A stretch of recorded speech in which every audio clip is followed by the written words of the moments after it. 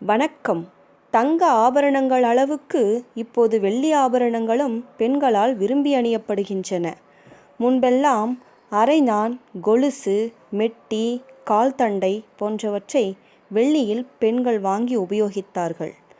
இப்போது காதணிகளும் கழுத்து நகைகளும் வெள்ளியில் விதவிதமாக விற்பனைக்கு வந்த வண்ணம் உள்ளன.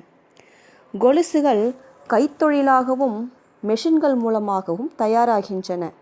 இருந்தாலும் கையில் தயாரிக்கப்படுபவைக்கே பலம் அதிகம்.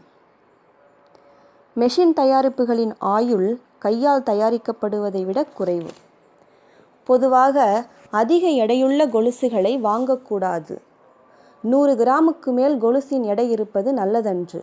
கொலுசுகளை தேர்ந்தெடுக்கும் போது அதன் திருகாணி நன்றாக பொருந்தியிருக்கிறதா என்பதை பார்த்து வாங்க வேண்டும்.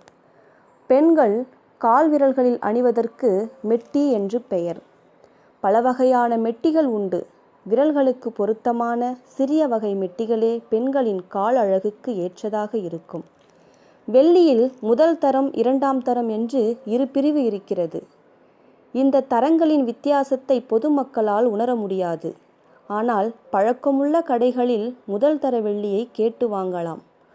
நல்ல வெள்ளி அதிக காலம் பிரகாசமாக இருக்கும். பழைய வெள்ளியை சில கடைகளில் வாங்கி அத்துடன் புதிய வெள்ளியையும் சேர்த்து உருக்கி கலப்பார்கள். இதுவே 2ஆம் தர வெள்ளியாகும். சில பெண்களுக்கு வெள்ளி ஆபரணம் அணிந்தால் விரைவில் கருத்துவிடும்.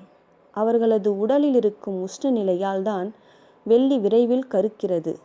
வெள்ளியை சூடாக்கினால் கருப்பு நிறம் மாறிவிடும்.